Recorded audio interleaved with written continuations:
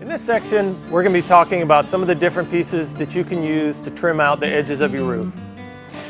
Now that we've got our wood strips installed, we need to put down some trim pieces before we install our metal to hide both the wood strip and the edges of the shingle.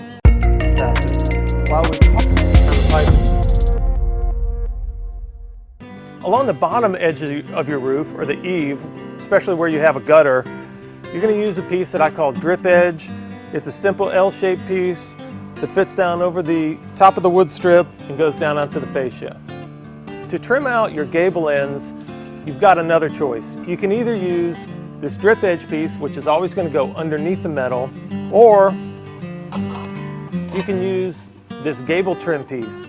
This piece is going to be installed after you put your panel on. It goes on top of the metal and then comes down over the side of the fascia. Hey everybody, thank you so much for watching this video. Please hit subscribe so you can be a part of my channel. You can watch all my videos that cover complete stages of both shingle and metal roofing. There's tons more content coming out soon about all aspects of roofing, including skylights and trim and sheds and whatever you're interested in. All right, we're going to start off installing our drip edge piece around the entire bottom perimeter of the roof. To install the drip edge, we're just going to put it in place and use a roofing nail every 2 feet on center to attach the drip edge. Now, keep in mind when you're ordering your trim that your drip edge is going to have to be thick enough to accommodate the wood strip you're using, any layers of roofing and decking, and then come over onto your fascia board. For this installation, because we're using a 2x4 and there's already a roof on and the roof's pretty steep, we had a custom drip edge piece made that's about 3 3/4 inches wide so that it'll come down all the way and cover the parts that we want to trim out.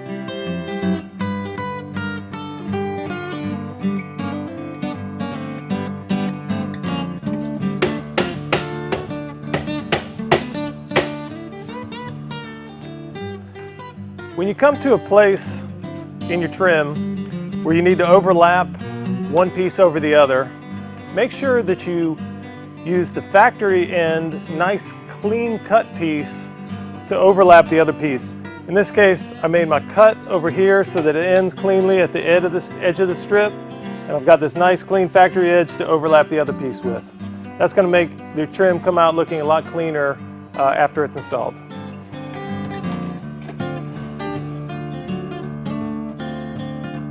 So if you have gutters on your house and you're installing your drip edge, make sure that the drip edge piece goes on over top of the back edge of the gutter.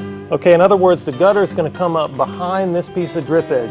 That's going to ensure that any water that hits this drip edge runs down here and into your gutter and not behind the gutter, between the gutter and the fascia. This is a common mistake that I've seen people make. If you've got a lot of different gutter hangers getting in the way of your drip edge, all you need to do is just make a little notch where each one of them are, cut a little piece of the drip edge out, and insert it down into the gutter. So if you've chosen to put drip edge on your entire house, you're going to want to put it on the edges before you put the panels down.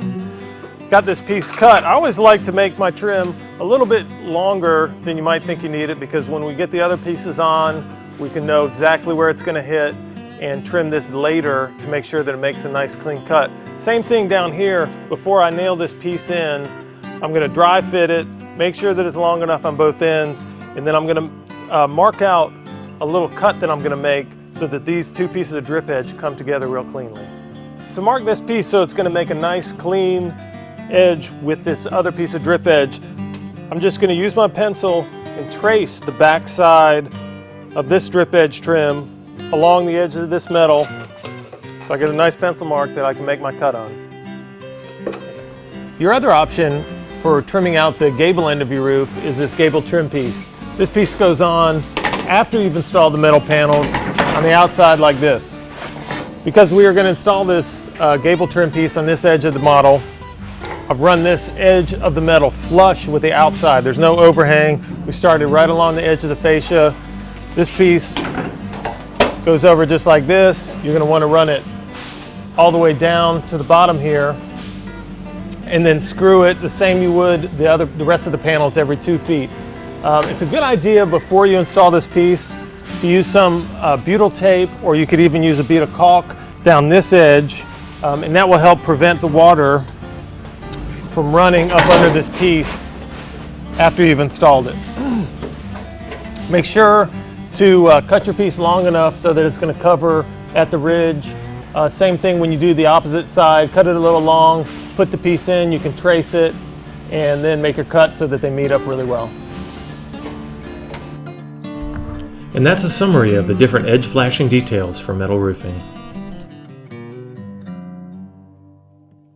If you'd like the complete series for yourself on how to do shingle or metal roofing, you can go to my website, RoofingIntelligence.com, and there you can get a membership to either stream or you can get a DVD in the mail that'll show you how to do all the steps for either of those types of roofing. Enjoy this video. Thanks so much for watching.